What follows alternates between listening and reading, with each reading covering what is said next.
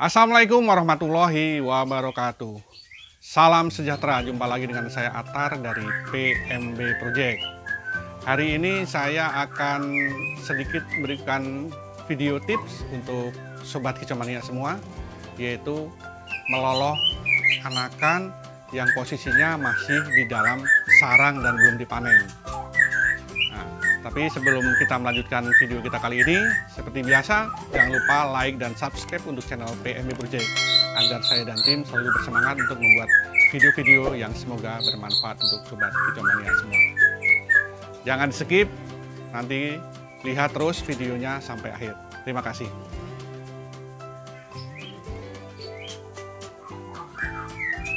Oke, Sobat Kicomania, seperti yang saya sampaikan tadi di awal, saya akan memberikan sedikit tips untuk membantu meloloh indukan kepada anaknya yang masih posisi di dalam sarangnya. Tapi ini sebenarnya tidak begitu saya rekomendasikan. Ini saya lakukan apabila ada hal-hal tertentu yang memang harus kita bantu loloh. Semisal kita cek ternyata ada beberapa anakan yang memang tidak terloloh dengan baik, pertumbuhannya kurang baik, yaitu semacam kulitnya. Biasanya kalau yang bagus itu, trotolan bagus itu, kulitnya mengkilat, tidak berkerut, terus bulat, kelihatan gemuk gitu. Nah, seandainya ada perbedaan jauh antara anak 1, 2, 3 atau 4, kalau anakannya 4, nah ini nanti akan kita bantu. Itu pun dengan kehati-hatian, karena begini, seandainya kita tidak terbiasa melihat anakan di dalam glodok, kadang-kadang kalau indukan yang sensitif, nah ini bisa dibuang anaknya nantinya. Ini kebetulan ini adalah poligami, jantannya di sebelah sini dan ini posisi masih meloloh. Jadi nanti akan saya coba bantu meloloh, agar sudah dari kemarin-kemarin sebenarnya saya bantu loloh, cuma baru pagi ini sempat saya bikin video. Nah, semoga bermanfaat.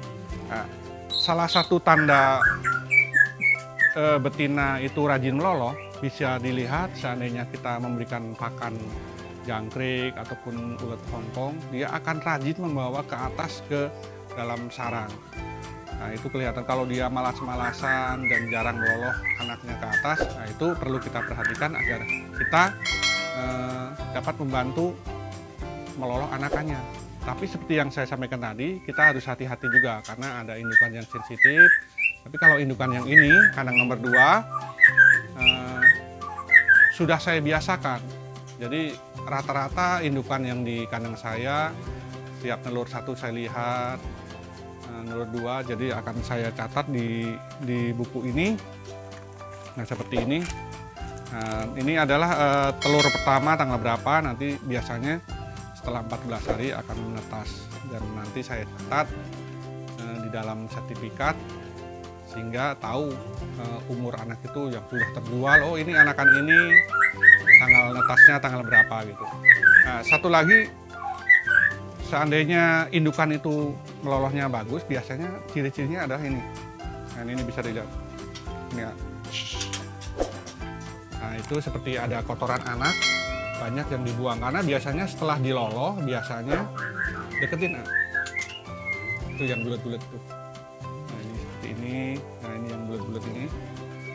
Ini adalah kotoran anak yang dibuang oleh indukannya. Karena biasanya kalau murai itu meloloh anaknya, setelah anaknya dikasih makan, biasanya langsung membuang kotoran. Nah, dan kotoran itu biasanya langsung dibuang oleh indukannya ke bawah. Karena memang tipikal burung murai seperti sarangnya bersih aja, tidak pernah ada kotorannya gitu. Oke, nanti akan kita lihat dan kita bantu meloloh. Beberapa hari ini sudah saya bantu melolohnya. Nah, biasanya saya dengan jangkrik aja yang sudah saya potong-potong kakinya, yang kecil aja. Ini. Nah, ini seperti yang saya katakan tadi di awal, saya ulang-ulang. Ini bukan suatu rekomendasi yang harus selalu dilakukan. karena ini dilakukan di saat-saat tertentu aja. Kita harus peka juga dengan burung kita. Seandainya memang trotolan itu perlu dibantu untuk diloloh, ya kita bantu. Tapi seandainya indukannya bagus, melolohnya, perkembangan bagus, anaknya tidak perlu kita bantu karena itu juga cukup riskan. Oke, nanti langsung aja kita ini. Ini kemarin netes 3 ini, netes 3.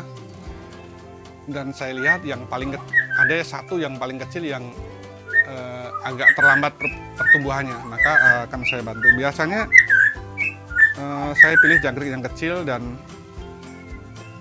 kepalanya saya buang dulu, nah, seperti ini. Nah ini nanti kita lihat. Nah ini sobat kicau mania bisa lihat ini ada 3 ekor. Nah ini posisinya yang ini paling kecil, berbeda dengan yang 2. Ini yang 2 udah bulunya udah mulai pecah, bulu jarumnya udah mulai keluar, maaf. Sementara yang ini belum. Jadi jaraknya ataupun perbedaannya terlalu jauh, makanya ini setiap hari biasanya saya bantu untuk meloloh anakan ini. Nah ini perlu kehati-hatian karena memang cukup riskan. Seandainya tidak terbiasa, tentunya akan berakibat bisa jadi indukannya akan membuang anak ini. Tapi karena ini udah terbiasa, jadi sudah saya biasakan untuk melihat setiap dia bertelur ataupun setelah menetas. Oke, nanti akan saya tunjukkan cara melolohnya.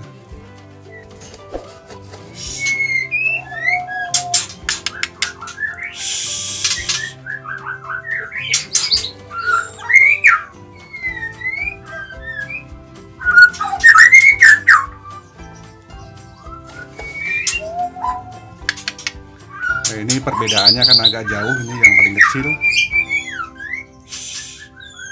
Nah, ini kan cuma sekedar membantu gitu, jadi 1 kali 2 suapan udah cukup, dan tidak perlu dilakukan terus-menerus. Kalau misalnya kita sempatnya pagi dikasih sekali, 2 kali, kalau siang mau kita kasih nggak apa-apa, dan biasanya sore kalau sempat juga saya akan mengasihnya juga. Nah, sekali lagi saya sampaikan bahwa ini adalah hanya untuk membantu saja, terutama untuk anakan yang memang perbedaan pertumbuhannya sangat jauh gitu.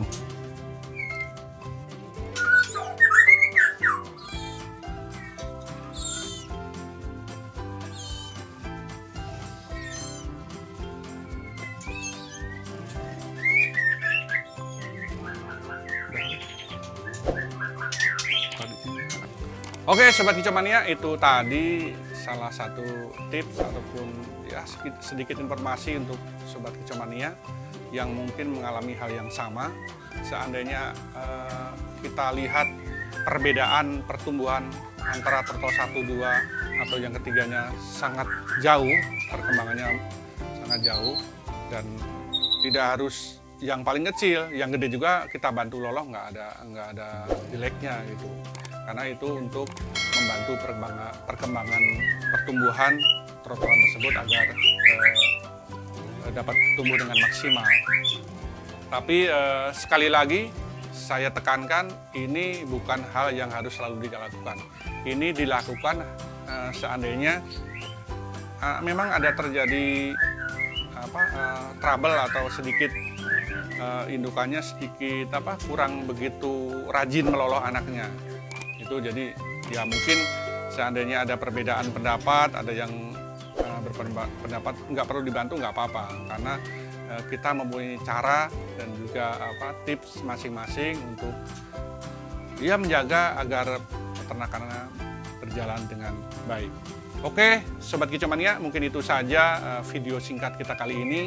Semoga ada manfaatnya. Seandainya ada pertanyaan ataupun ingin berkonsultasi, silahkan disampaikan di kolom komentar dan juga bisa dilakukan di nomor WA saya yang nanti akan saya cantumkan di deskripsi. Oke, seperti biasa, jangan lupa untuk singgah di media sosial kami yang lainnya, baik di Instagram maupun di Facebook. Dan jangan lupa like, komen, share, dan subscribe untuk channel PMB Project. Serta untuk menyalakan lonceng notifikasi agar Sobat Kicomania bisa mengikuti video-video yang semoga bermanfaat untuk Sobat Kicomania semua. Sekian, terima kasih. Salam Jaya Lestari.